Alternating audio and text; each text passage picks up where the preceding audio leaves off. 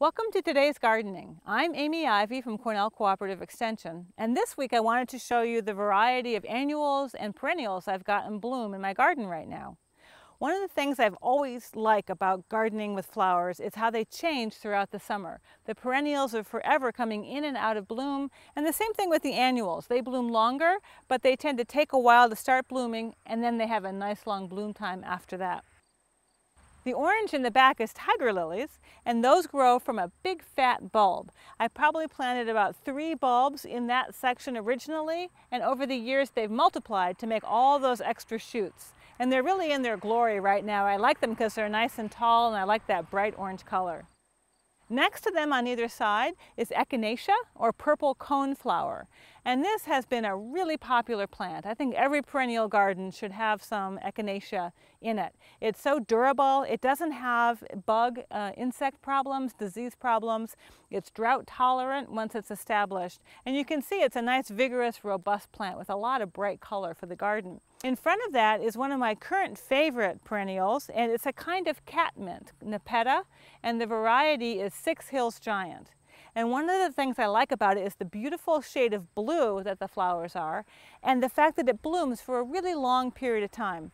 This is really the standout in my garden for length of bloom for a perennial. It has been in bloom at least 3 weeks already, and it is getting a little straggly now, but there are a lot of side shoots that are starting to come in, and they're going to replace and fill out the stems that have gotten kind of straggly over time. So I still have a good couple weeks left of bloom in this plant, which is just unheard of for perennial flowers. They just don't usually bloom that long. The last perennial I have in this group here is Rudbeckia, or black-eyed Susan. And this is a variety called Autumn Sun, and you can see the size of the flower and the vivid color of it. This one I really like a lot for the contrast in color that it brings, the time of the year that it blooms. One drawback to the Rudbeckias, the black-eyed Susans, is for me they're not reliably hardy, and I hear that from a lot of people. They make it through a year or two, but they tend to peter out. But they do self-sow, so that if you can watch for the seeds, the seedlings emerge in the ground, or just buy some new seedlings every year or two, just to keep a new supply coming along. It is a little more hassle to do that, but I feel they give so much interest to the garden, it's worth a little bit of hassle. I really like that one a lot.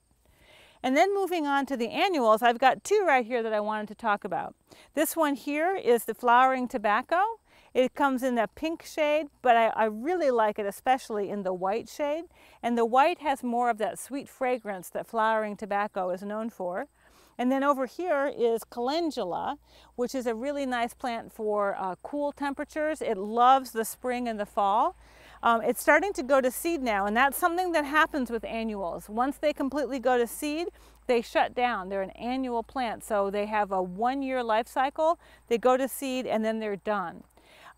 Pretty soon I'll come through and I'll give this a big haircut. I'll cut back quite a bit to cut off a lot of these spent flowers, and in the process I'm going to be scattering, I can't help it but scatter some of the seeds from here into the ground. Both of these, every year for the last several years, I haven't had to deliberately plant them. I mostly have to thin them out in the springtime. Too many come up and I have to pull out the extra ones. So I hope I've given you some ideas of a variety of flowers you can add to your flower garden, whether they be annuals or perennials, to keep the interest coming and to keep you interested in your garden throughout the year. That's it for this week. I'll see you in the garden.